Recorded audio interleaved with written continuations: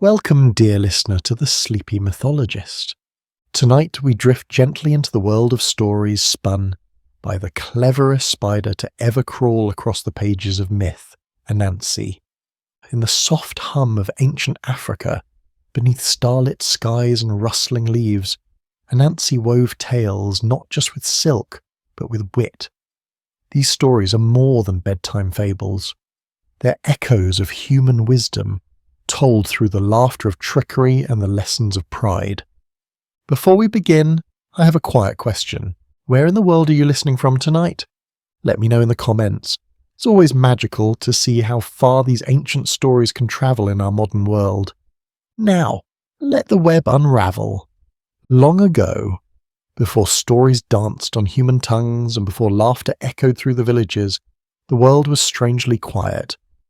Not silent in the way of peaceful sleep, but in a way that made everything feel empty. The trees still swayed in the wind, the rivers still flowed, and the stars still twinkled in the sky.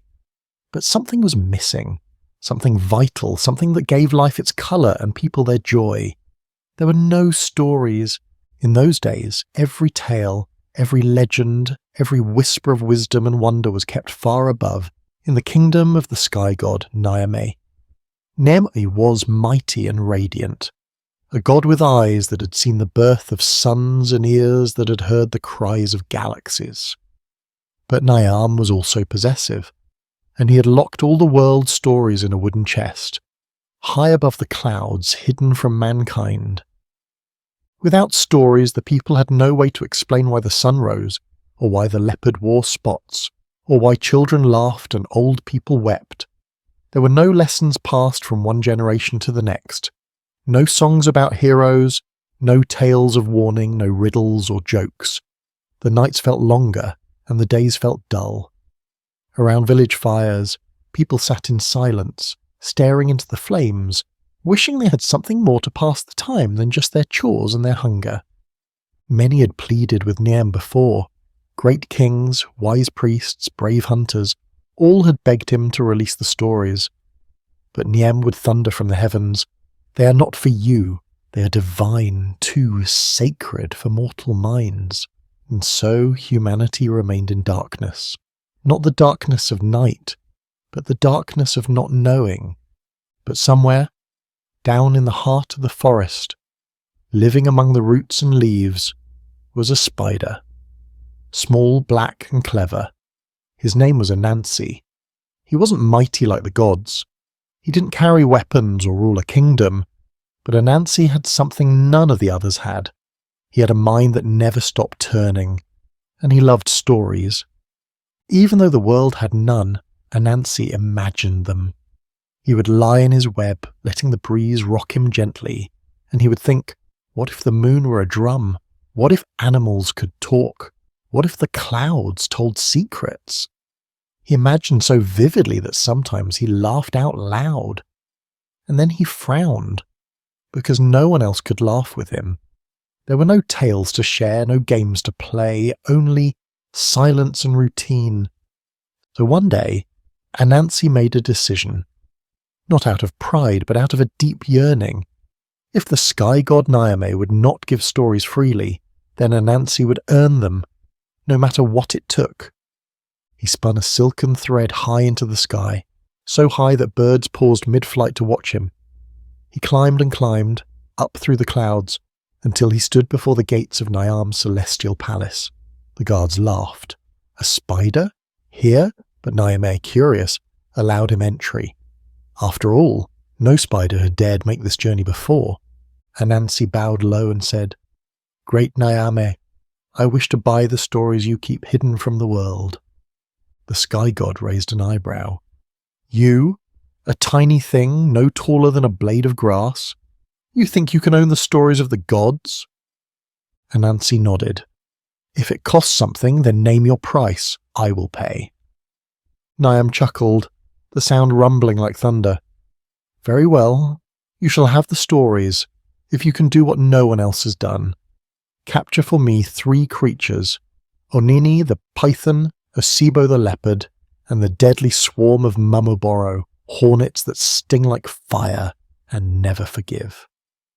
The gods listening burst into laughter. It was an impossible task. These creatures were legendary, not only for their power, but for their cunning.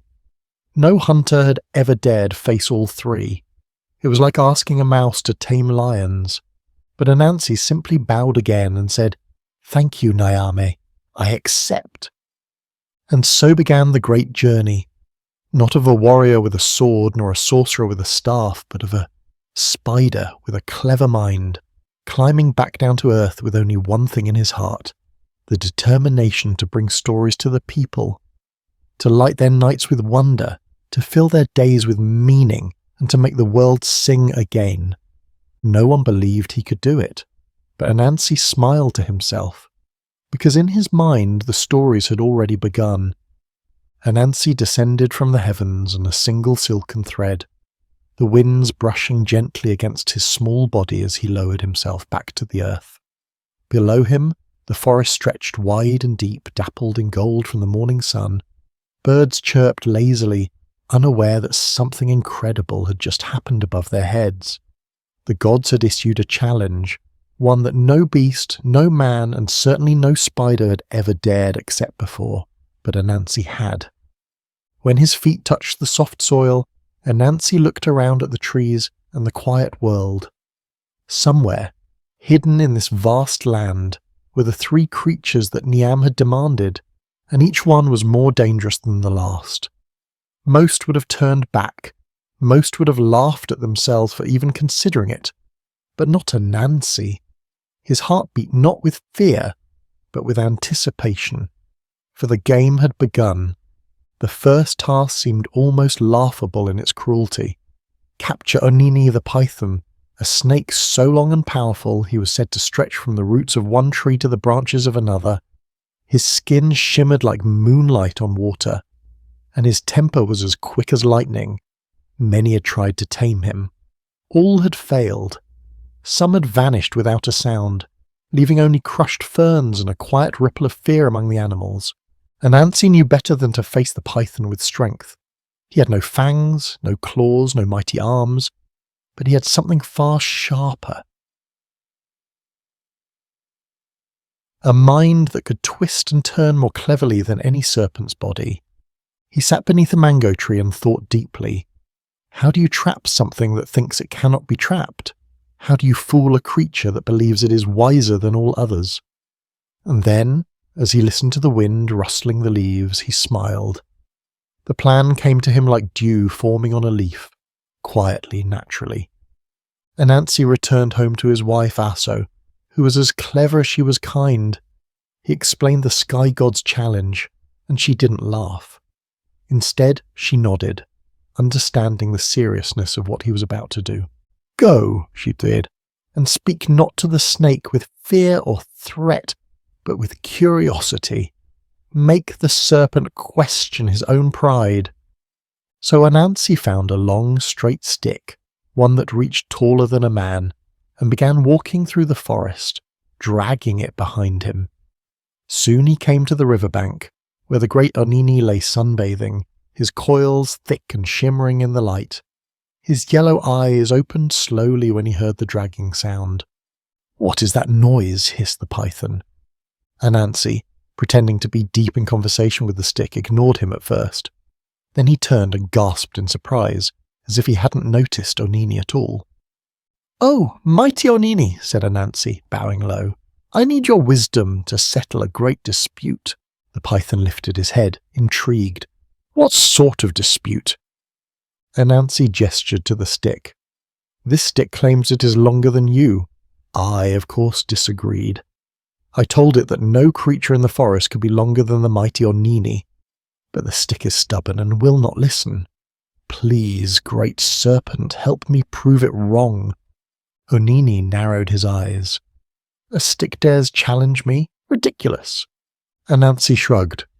"I told it so, but the stick refuses to believe me unless we measure." The python hissed with amusement. "Very well, lay it beside me." Anansi placed the stick on the ground. Onini slithered beside it, stretching out his long body, carefully lining up his tail with the base of the stick. but his thick coils made it difficult to tell which was longer. Anansi scratched his head. I still can't tell. Perhaps if you were completely straight, we could measure properly." Onini uncoiled himself, lying as straight as he could beside the stick. Anansi walked slowly around him, nodding thoughtfully. Yes, almost perfect," he said. "But just to be sure, may I tie you gently to the stick? Just a little, to hold you still while I measure?" The python blinked. "Tie me? You dare!" Anansi raised his hands. "Only a bit of silk, just for a moment, so you don't move by accident. We must be precise after all." Onini, ever proud, agreed. "Fine. I shall prove once and for all that I am longer than any stick in the land." And so, slowly and with great care, Anansi began to wind his silk around the snake. Gently at first, looping around the thick middle, then more securely around the tail, and then the head. Each loop came with a friendly word, a compliment, a joke, and by the time Onini realized he could no longer move, it was too late. Anansi stood back, panting slightly. "Forgive me, Great Serpent, but I must take you to Nyame." The python thrashed and hissed, but the silk was strong, and Anansi was already hauling him onto a sled made of branches. As he vanished into the trees, the birds who had watched in silent awe finally burst into chatter. The forest had witnessed something extraordinary. A spider, with no claws, no fangs, no strength, had outwitted a beast feared by all. But this was only the beginning. 2 more creatures remained, and the gods were still watching. The forest was still waking from its dreams when Anansi returned, this time dragging the long, silken-bound body of the python behind him. The birds chirped softly, and a gentle mist clung to the ground. Small creatures peeked from the underbrush, whispering to one another in awe. The spider had done the impossible. The mighty Onini had been caught, and not with brute force, but with silk and clever words. But there was no time for celebration. Anansi's journey was far from over. The sky god's challenge had 3 parts, and next on the list was the fearsome Osebo the leopard. Osebo was not just any leopard. He was the most cunning and ferocious predator in the land. His spots were like shadows stitched into golden fur, and his eyes gleamed like twin moons in the night. He was known for leaping down from trees without warning, for moving so silently that even the wind didn't hear him coming. To see Osebo was to risk death. To face him was to invite it. Anansi knew he couldn't rely on strength or speed. One swipe of the leopard's paw and he'd be crushed like a berry. So again he sat in thought, high up in a tree where the wind was calm and the sun warmed the bark. The trick with the python had worked because of pride. But Osebo was different. Osebo wasn't just proud, and he was quick, violent, and suspicious. If he caught even a scent of deception, he would strike. After a long while, Anansi's 8 legs began to twitch with excitement. The answer was not to fight the leopard or lie to him. It was to use his instincts against him. A trap. Not just any trap, but one so simple it would appeal to Osebo's predatory nature. The next morning, Anansi began to dig. He chose a quiet part of the forest, a narrow path near a watering hole, where Osebo was known to pass during the heat of the day. He dug deep, using his many limbs to scoop away the earth, until a large, hidden pit lay beneath a bed of grass and leaves. The walls were smooth and steep, impossible to climb. It was a perfect snare for a beast who relied on solid ground beneath his paws. Then Anansi waited. He didn't hide in fear.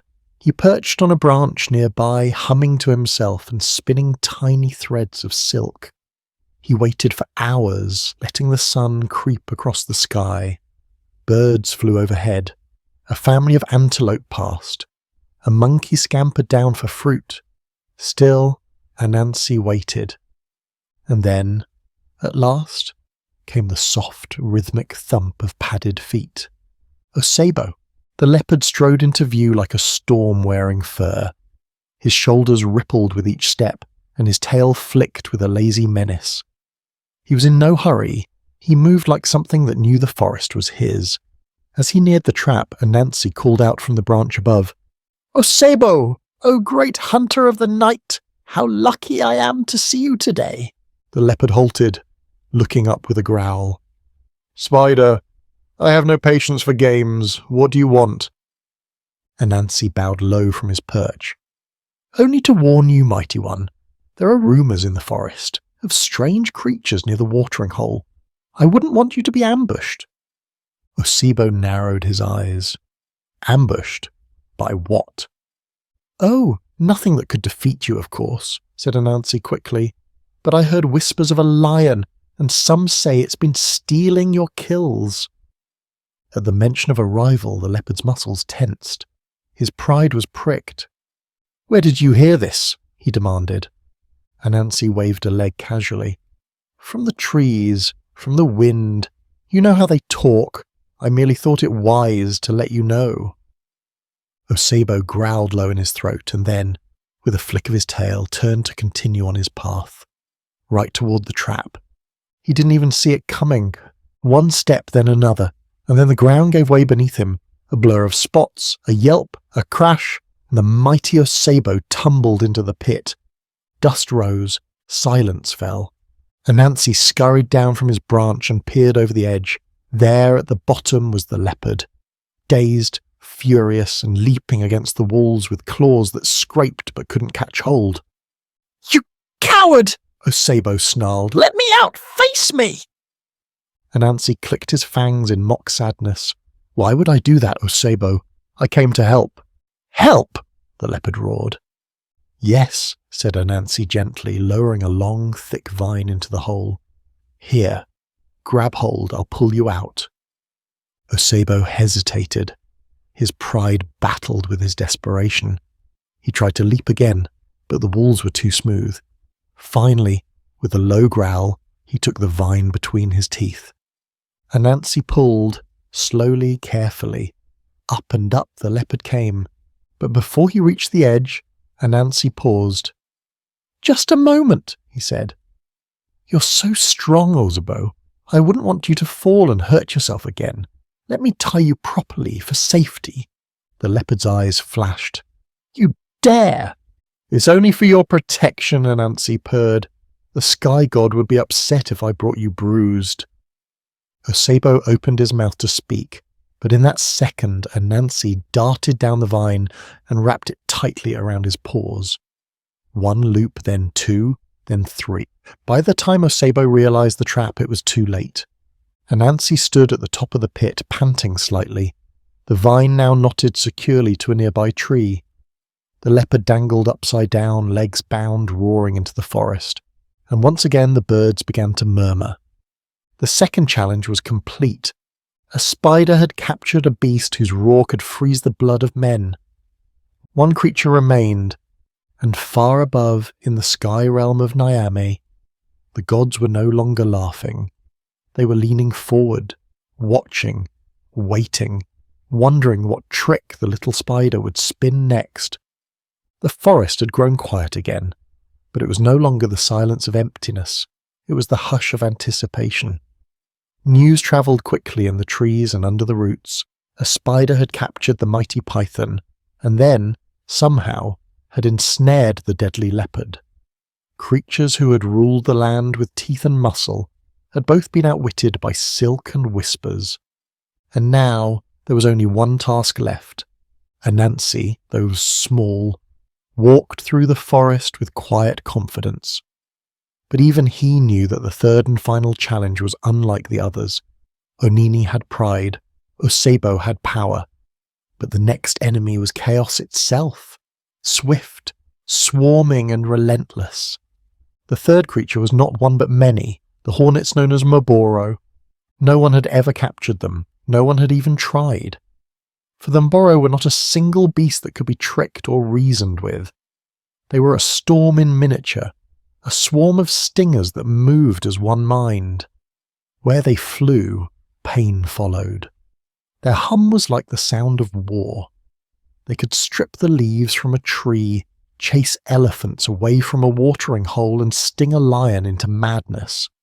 To disturb them was to invite agony. Even the gods gave them space.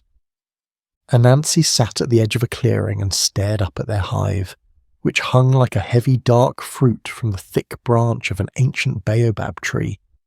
He could hear them buzzing from a distance, a low, rhythmic thrum that vibrated through the air like distant thunder.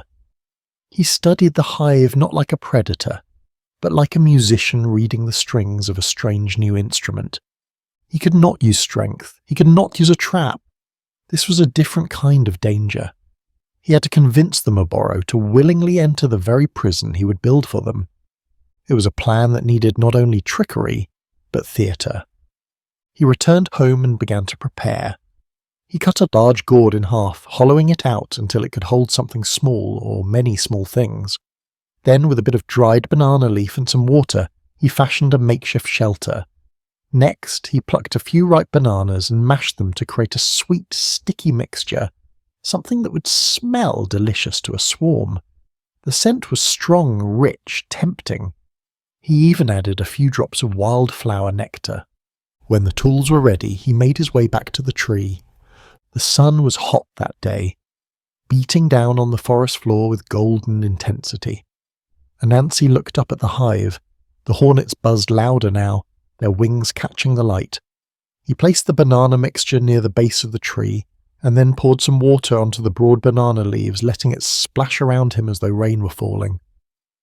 Then he stepped into the clearing and began to cry out in a voice loud enough for the hive to hear. "Oh no," he shouted, "the rains have come again." He ran in circles, throwing more water on the leaves, splashing and dancing as though in a panic. From inside the hive, the hornets stirred. "What's all that noise?" buzzed one. "Who dares disturb us?" growled another. And then they heard Anansi shouting, "You poor hornets! You'll drown in the storm! Quickly come, I have found shelter!" With that he held up the hollowed gourd and placed it beneath the tree, right near the sweet-smelling banana mash. One by one the hornets began to emerge. First a few scouts, then dozens, then hundreds. Their wings beat like a storm cloud, a haze of fury and suspicion. Anansi did not run. Instead, he stood calmly and pointed to the gourd. "Here! It's safe! Hide here until the rain passes!" The scouts circled. They sniffed the banana mash. They hovered near the banana leaf with its droplets. And then they smelled the gourd. It was sweet. It was dark. It was dry. "This shelter is good," one said. "Yes," agreed another. "It is warm, and it smells like food." Within moments the swarm began to move, not in rage but in trust. Anansi watched, motionless, as the hornets began to enter the gourd. Their buzzing filled the air like 1,000 whispers. It was a miracle of patience and perfect timing. In less than a minute the gourd was full, and then, snap! Anansi corked it shut with a carefully fitted stopper of wood and clay, sealing the swarm inside. The forest was silent again. No buzzing, no hum, no swarm of stingers flying in fury, just a spider standing with a gourd in his many hands and a soft smile on his face. He had done it. Not through strength, not through battle, but by creating a lie so gentle, so convincing, that even the most dangerous storm had willingly walked into stillness. Anansi carried the gourd on his back, humming softly as he walked through the forest. He passed the place where he had trapped Onini, and the pit where a sabo had roared. Now, with the Moboro in hand, he had everything he needed. The forest seemed to bow in quiet respect, not because Anansi was mighty, but because he had done what no one, not man, not beast, not God, had ever imagined possible. He had outsmarted fear itself, and far above in the sky kingdom of Niami, the gods no longer watched with amusement. They watched with awe. The sun had already begun its descent when Anansi approached the foot of the tallest tree in the forest, where he had spun the first of his silken threads toward the sky. The shadows had stretched long across the land and the breeze had grown cooler. But Anansi was not tired. Slung across his back was a gourd, sealed tightly with a plug of clay and wrapped in layers of silk. Inside, the captured hornets, Moboro, buzzed in quiet fury, their wings beating against the curved walls of their unexpected prison. Tied to a long vine behind him, dragging noisily through the underbrush, was the heavy, bound body of Onini the python. His scales dulled by dust, his once proud eyes glaring in humiliated silence. And not far behind, snarling and thrashing at every step, suspended from a second vine that looped over a thick branch, was Osebo the leopard, still angry, still dangerous, but utterly defeated. Anansi paused at the base of the tree and looked up. The sky above him shimmered with the golden glow of approaching dusk. The light filtering through the canopy made it seem as if the heavens themselves were waiting, leaning down, listening. He had done it. He, a spider no bigger than a child's hand, had captured the uncatchable. Not with violence, not with brute force, but with imagination, patience, and an understanding of the hearts of beasts. He began to spin. Thread by thread he wove a long silken ladder, sturdy and gleaming like the path of a moonbeam. As he climbed, the forest slowly fell away beneath him. The sounds of chirping birds, rustling leaves, and distant running water faded into silence, replaced by the quiet hum of the sky. He ascended higher than he had ever dared to go. Above the clouds, in the vast domain of Niam, the great sky god waited. His palace was carved from starlight and thunder, vast halls and sweeping arches sculpted from the bones of ancient storms. The walls pulsed with the memories of the cosmos, and each echo that passed through them spoke of creation itself. When Anansi reached the golden gate, he stood tall on all 8 legs, brushing himself off, adjusting the gourd, tightening the vines. He knocked. A deep voice boomed from within. "Who disturbs the halls of Niam?" "It is I," Anansi called without fear. "The spider who asked for your stories." There was a pause, then a soft chuckle, and the gates creaked open. Anansi stepped into the radiant chamber, the gourd cradled gently in his arms, the leopard and python trailing behind him. The sky god sat atop a throne carved from a single cloud, his eyes glowing like twin suns. He looked down and raised a great eyebrow. "Well," said Niam, voice deep and rolling, "I see you have returned." Anansi bowed low. "As promised, I have brought you Onini the python, Osebo the leopard, and the swarm of Mboro." The gods who had gathered in curiosity leaned in. Their laughter from before had turned to murmurs. Could it be true? Niam waved a massive hand. "Show me." Without a word, Anansi stepped to one side and untied the vine that held the python.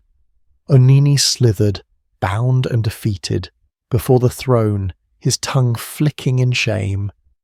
Next, Anansi lowered the snorting, furious leopard from the branch he'd suspended him from. Osebo snarled and hissed, but could not break the bonds of silk and vine. Finally, Anansi placed the gourd carefully before the throne, tapped it 3 times with his foreleg, and pulled the plug. In an instant, a swarm of hornets erupted from the opening, but before they could take flight, Niam snapped his fingers and froze them in a golden bubble of light, hanging in mid-air like angry sparks in honey. The room was silent. Niam stared at the scene before him, his eyes wide, his jaw set. The other gods leaned back, astonished. None had believed the little spider would return, and yet here he was, standing calmly at the foot of the throne, having done what no creature, divine or mortal, had ever accomplished. Anansi tilted his head and said, "I have done as you asked, great Niami. Now, I believe we had an agreement." For a long moment, the sky god did not speak. Then, with a deep, thunderous laugh, Niam rose from his throne and clapped his enormous hands. The force of it rippled through the sky, scattering clouds and sending beams of light down to the earth. "You are cleverer than even the stars had foreseen," Niam said. "You have fulfilled the impossible bargain. You have shown that wit can be greater than might. And so, as promised, the stories shall be yours." He stepped down from the throne and walked slowly toward a great wooden chest that sat at the back of the chamber. It was ancient and bound with vines, older than time itself. From it leaked a faint golden glow, warm and comforting like the first rays of dawn. Niam placed his hand on the lid and lifted it, and from the chest flew the stories. They poured out in a brilliant cascade, shimmering threads of gold and silver, shaped like birds, fish, masks, and laughter. They circled the room, singing in voices never before heard on earth. Tales of gods and humans, of beasts and dreams. Fables, myths, riddles, and songs. The stories swirled around Anansi, and one by one they flew into his open arms, binding themselves to his silk. "You shall be their keeper," said Niamey, "their guardian and their weaver. Go, Anansi, take the stories back to the people. Let them laugh again, let them wonder, let them dream." Anansi bowed once more, deeper than before, full of reverence. "Thank you, wise Niamey. I will not fail them." And with that the little spider descended once more, now with the gift of stories carried not in his arms, but in the web of his spirit. From that day on, wherever Anansi went, stories followed. They spun themselves around firelight, danced on the tongues of children, echoed in the drums of tribes, and whispered through the trees.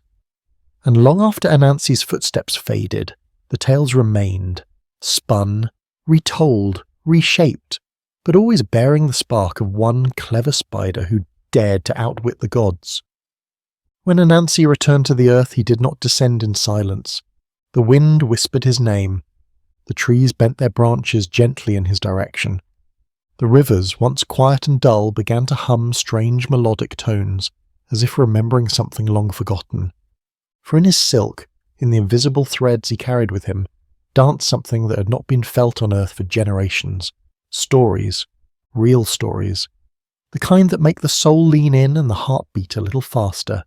The kind that plant themselves inside the minds of children and bloom into wisdom in old age.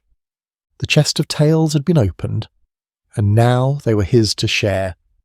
But the stories did not fall from the sky all at once. They did not simply land on every ear and settle neatly in every mind. No, stories are living things. They are not passive gifts, but wild, fluttering creatures like sparks that need kindling or seeds that need soil. They needed to be told to take root in the world. Anansi knew this, so he walked from village to village, spinning his tales by firelight.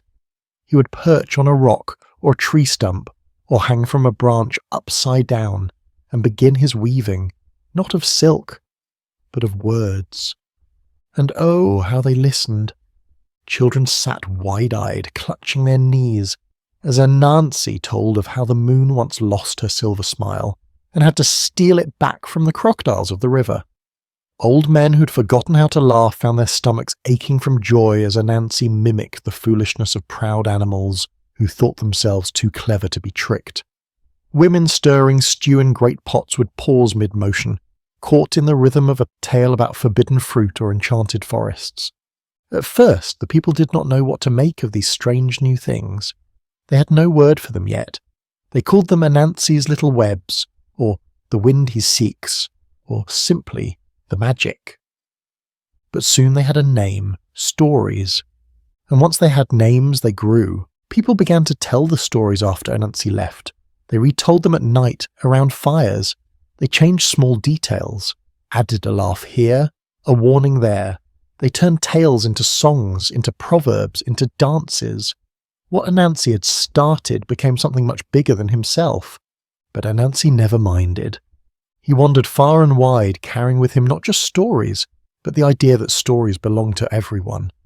Not just kings or priests or warriors, but to farmers and weavers and children with missing teeth. Every story he told had a lesson hidden inside it, cleverly tucked away like treasure in a riddle.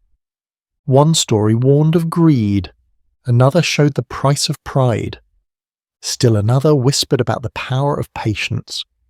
But always the stories entertained. They tickled the mind, warmed the heart, and stirred something deep and timeless within those who listened. And as the stories spread, something remarkable began to happen. The world changed. Villages once separated by silence now shared stories across borders. One tribe would recognize the tale told by another, and instead of suspicion, there was laughter. A travelling merchant would arrive in a town and hear his own grandmother's story told in a new voice. Elders began to keep scrolls of tales and pass them to the next generation, knowing that forgetting a story was almost like losing a part of one's soul. Even the animals began to behave differently. Some say the birds started to mimic pieces of Anansi's stories in their songs. Others claim that the leopard, still licking his wounded pride, refused to hunt near fires where stories were told, as if afraid of being turned into a character once again. But perhaps the most beautiful change of all was in the children. They began to imagine. No longer were their dreams bound by what they could see or touch. Now they dreamed of talking frogs, stars that whispered secrets, and mountains that walked. They began to ask questions that no one had thought to ask before. What if the wind had feelings? What if shadows had memories? What if tomorrow could hear us today? Anansi watched this all unfold with quiet pride. He was no god.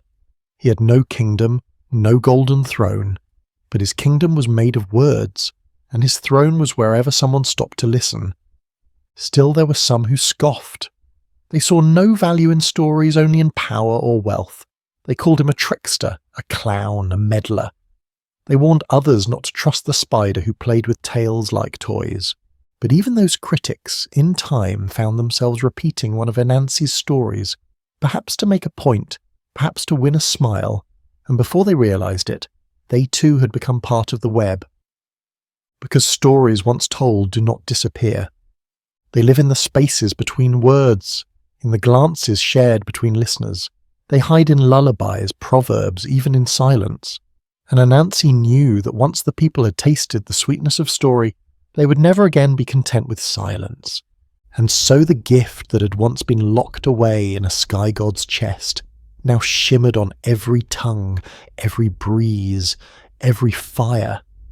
And at the centre of it all, spinning quietly into the shadows, was a small spider who had outsmarted the gods. Not for glory, not for revenge, but to give the world something it didn't know it had been missing. The gift of stories, the gift of being human. As time moved on, the world blossomed beneath the weightless threads of Anansi's gift. Stories were no longer a treasure kept in the sky. They were the lifeblood of every village, every fire, every conversation whispered between friends and sung by mothers to their babies under starry skies. But as stories grew, something else began to stir within the hearts of the people. A question, unspoken but felt, like a breeze just before a storm. Where did these stories come from? Who had given them this sacred magic? And so the people began to tell one more story. A story about the spider, not just of the tales he told, but of how he had won the right to tell them. This too became a story they passed on, how Anansi had brought the python, the leopard, and the hornets to the sky god Nyame, how he had won the impossible wager, how he had climbed higher than any mortal before him, not with wings, but with wit. And over time, as stories do, this tale took on a life of its own. It became the first story, the seed from which all others grew. It was said that when Anansi returned from the sky with the stories, he was not empty-handed. The sky god, in his strange and generous wisdom, had given him more than permission. He had given him a title. Anansi was no longer just a spider. He was now Kwaku Anansi, the master of stories, the keeper of wisdom, the trickster teacher, the one who carries the world's imagination on 8 legs. And with this title came a responsibility. Stories, after all, are powerful. They shape minds, guide decisions, unite or divide, comfort or wound. The gods had once hoarded them for this very reason. They understood their power. Nyame had not given them up lightly. He had tested Anansi for good reason. For whoever controlled the stories, in a way, controlled how people saw the world. And so Anansi, trickster though he was, treated his new role with deep seriousness. He did not keep the stories to himself. He wandered from one edge of the world to the other, teaching others how to tell them. He taught that a story must have rhythm like the river, and depth like the night. That it must honour the truth, even when it wears the mask of fiction. That it must reveal something about the heart, even if the tale is about a bird, a tree, or a foolish goat. He taught that stories belong to everyone, but they are not to be abused. That if you tell a story only to flatter yourself or to wound another, it will wither.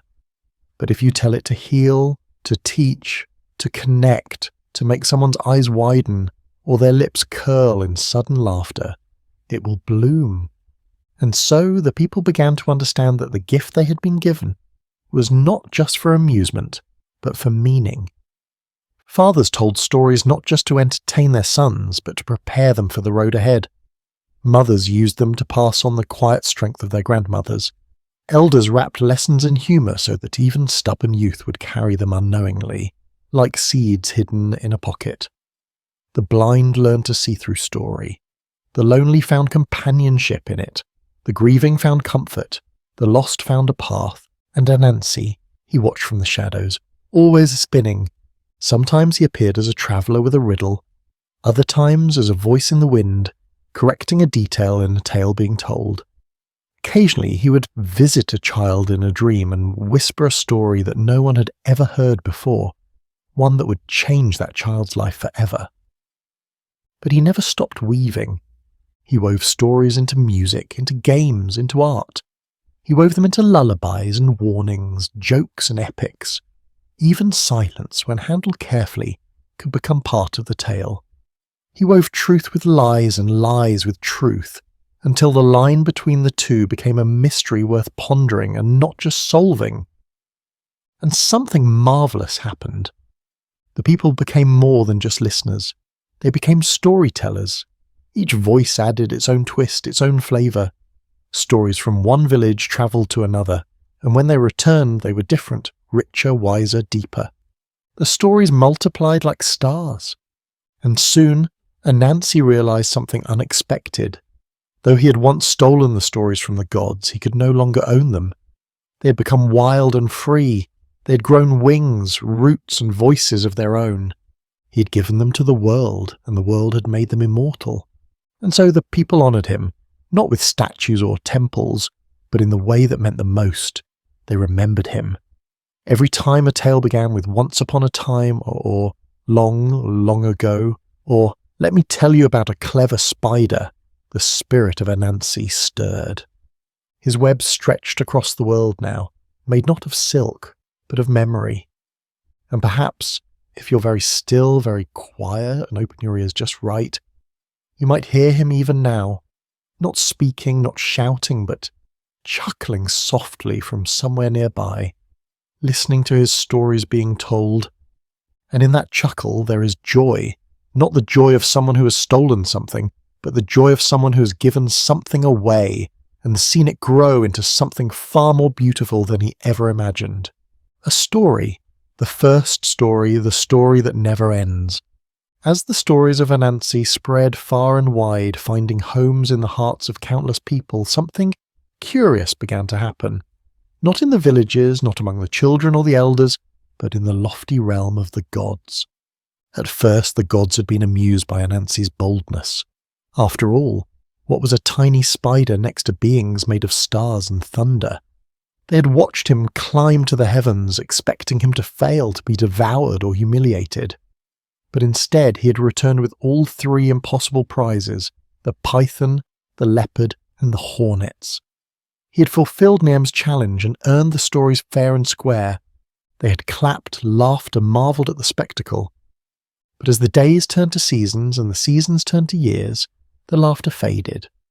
At first it was subtle, just a lingering glance, a murmured complaint in the wind. Then came the questions, voiced in the shadowed corners of the divine court. "Why him?" whispered one god, swirling clouds between her fingers. "Why a spider?" "He's no warrior," said another, lounging on a throne of flame. "No king, no priest, not even a man. And yet the people speak his name with more reverence than ours." "He didn't deserve those stories," muttered a third, whose crown had dulled with age. "He tricked his way into them." "They call him clever," said another god bitterly. "But cleverness is just another word for dishonesty." And soon resentment began to grow, not from Niam, for he had made the bargain and honoured it. He, if anything, watched Anansi with a kind of quiet approval, as if the little spider's triumph had proven something not just about mortals, but about the divine. That even the smallest being, if brave enough, could challenge the order of the cosmos. But the others were not so generous. They had grown used to being the source of all wisdom, the holders of mystery, the rulers of what people believed. But now the mortals had stories of their own, stories that explained things without divine permission, stories that mocked the gods, questioned their pride, or worse, ignored them altogether. Anansi's stories were not always flattering to those in the sky. Sometimes they revealed the gods to be foolish. Sometimes they portrayed them as proud or careless. Sometimes they made the mortals the heroes, and not because of divine blessings, but because of cunning compassion or courage. And the gods did not like that. So they began to scheme. One god, whose voice stirred tempests and whose robe was made of feathers from extinct birds, proposed a simple solution: trap Anansi, undo what had been done, take the stories back and seal them once again in Yam's chest. Let the people remember that their joy was a privilege, not a right. Another god who lived in shadows and moved only when no one was watching suggested something subtler. Discredit the spider. Twist the stories he'd told. Make the people forget who he was. Replace his name in the tales with that of kings and warriors. Let the spider fade into myth, a myth within the myth. Others proposed even more dangerous ideas. Curse him, scatter his web across time, banish him into silence. But for all their anger and plotting, there was one thing the gods could not undo. The people loved the stories. They needed them, and they loved the teller most of all. Every time the gods tried to rewrite one of Anansi's stories, it slipped away from their grasp like smoke. They would whisper a new version into a king's dream, only to find that the villagers still told the old version by the fire. They would give a warrior credit for one of Anansi's clever tricks, but children would still whisper, "No, no, that was Anansi. That's not how it really happened." Frustrated, the gods turned their eyes downward, and what they saw made them burn with jealousy. Anansi was not sitting on a throne or soaking in worship. He was walking, always walking, through forests and fields, over mountains and rivers. Sometimes he appeared as a spider, tiny and unnoticed. Other times he took the form of a man, dark-skinned, smiling, eyes always shining with secrets. He had no kingdom, no army, no temple, and yet he was everywhere. A mother humming a lullaby, that was Anansi's rhythm. A teacher using a fable to help a stubborn child understand, that was Anansi's wisdom. A gathering of villagers laughing at a tale about a greedy lion who tried to swallow the moon. That was Anansi's laughter, echoing through generations. He had become part of the world in a way the gods had never expected, woven into the very breath of the people. And this, more than anything, frightened them. Because they understood now that Anansi had not just won the stories, he had freed them. They were no longer bound to the heavens. They lived in the dirt, in the trees, in the language of the people, and no matter what the gods did, they could not be locked away again. But Anansi, of course, knew what the gods were thinking. He always knew. He saw the envy in their eyes, the silence in their halls, the way their names faded from the mouths of men even as his grew louder. He felt the heat of their resentment like sun on silk, but he did not fear them, because he understood something the gods had forgotten long ago. A story told out of fear is easily forgotten, but a story told with truth, with joy, with cleverness and care, that story lives forever. So Anansi kept weaving. Quietly, patiently, fearlessly, he told stories where gods made mistakes, where animals outwitted kings, where tricksters taught lessons that even the wise failed to grasp. And every time someone laughed or cried, or sat in silence at the end of one of his tales, Anansi smiled, because he knew the gods could never catch him now. He was no longer just a spider, he was the web. As the years wore on and the gods grew restless in their envy, they hatched a new plan, a plan not built from brute force or divine wrath, but from trickery. They had come to understand that Anansi could not be defeated by strength. He had bested the beasts of the earth and earned the trust of humankind not through violence, but through cleverness. And so, in a bitter twist of irony, the gods resolved to use Anansi's own weapon against him.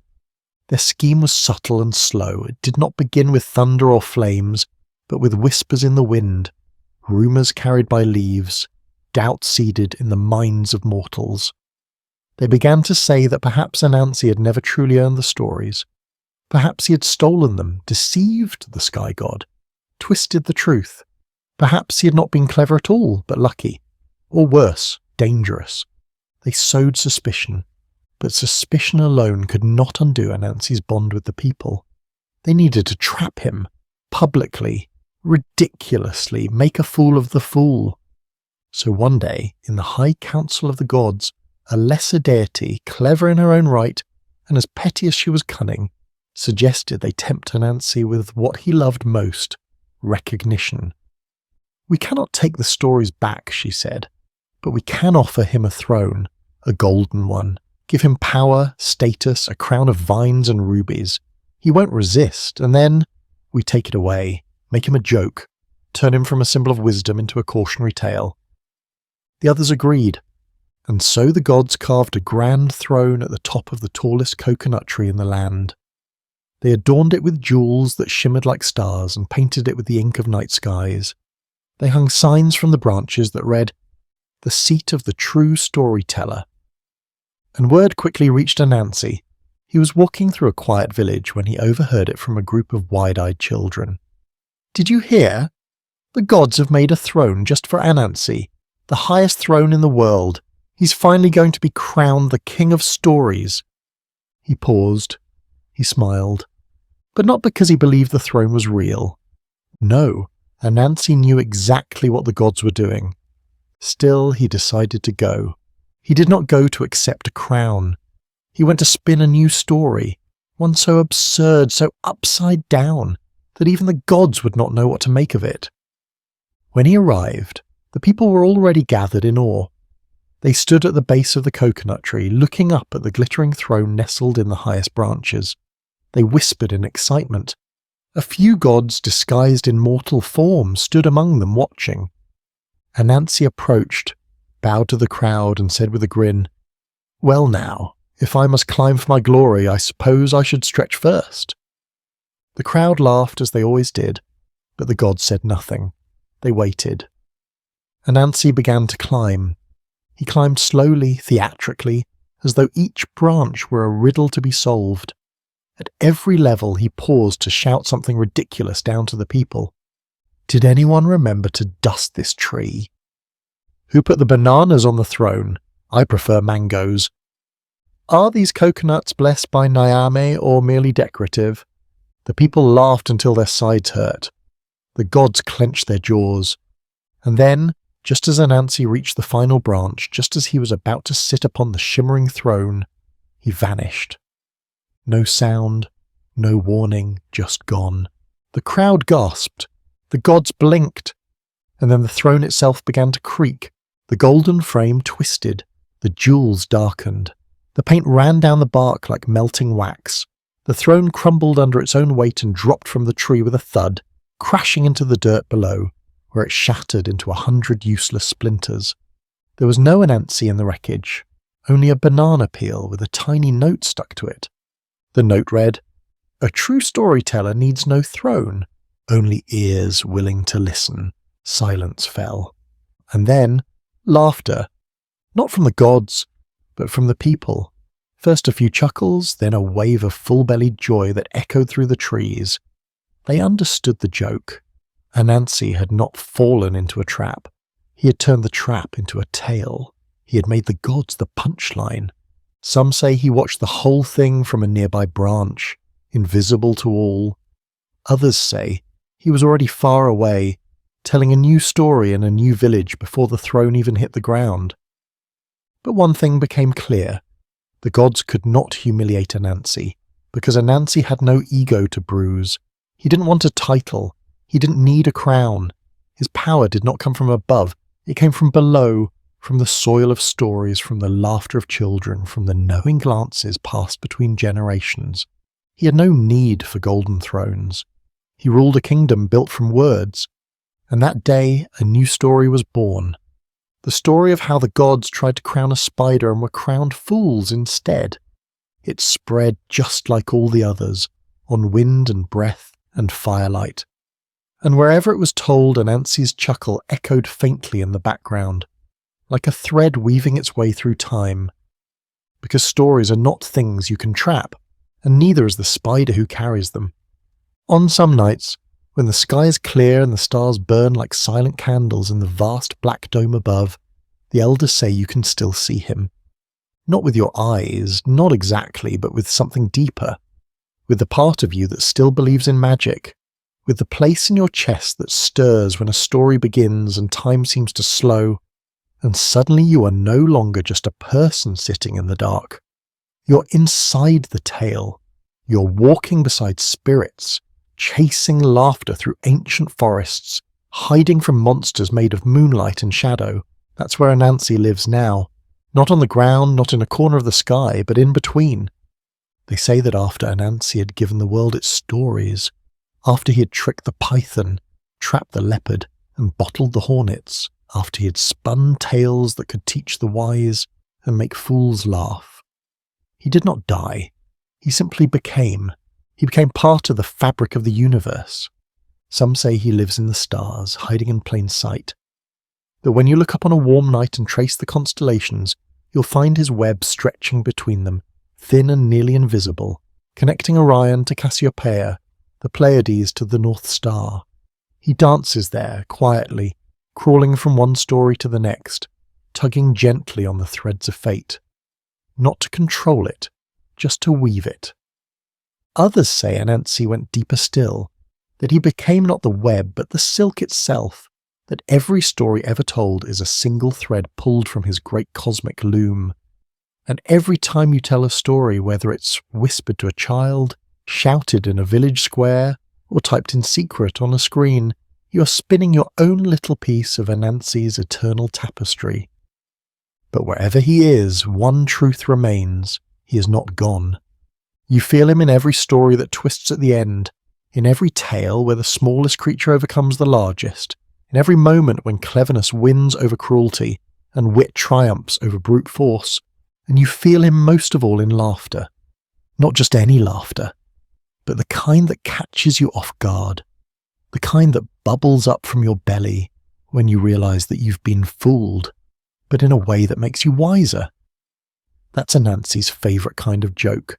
Not the kind that makes fun of others, but the kind that invites you in, makes you part of the riddle, makes you see the world differently by the time the punchline lands. That is his legacy. But Anansi's story didn't end with him. It multiplied. It passed from mouth to mouth, from grandmother to child, from traveller to villager, from stranger to friend. It crossed oceans and deserts, climbed mountains and slipped into cities. His stories dressed themselves in new clothes, sometimes in the colours of Africa, sometimes in Caribbean melodies, sometimes hidden in fairy tales or folk songs or modern myths.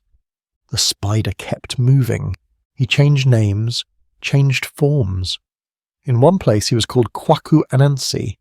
In another he became Aunt Nancy. In yet another he was just the trickster. But no matter what form he took, the heart of him stayed the same. Clever, mischievous, wise, and full of love for story. And always, always spinning. Some say the stars themselves were once stories, so full of light and wonder that the gods had to pin them to the sky just to keep them from flying away. Anansi, of course, knows how to find them. He walks among them when the world is asleep, humming old tales to himself, tying threads between galaxies. And when a shooting star streaks across the sky, the elders nod and say, "There he goes again, weaving." But Anansi's greatest trick, perhaps, is this. You don't have to believe in gods or magic or spiders that speak to see him. You only have to listen. The next time someone tells you a story that makes your eyes widen or your heart ache or your mind stretch, pause. There he is, the storyteller who gave the world its voice. The weaver who tricked the gods, not for power, but for joy. The spider who showed that even the smallest among us can carry the greatest truths. And when the story ends and silence returns, you might hear a faint, familiar sound. A chuckle just beyond the edge of your hearing, the echo of a spider's laughter tangled in the stars. And in that moment you'll know the story is never really over. It has only begun again.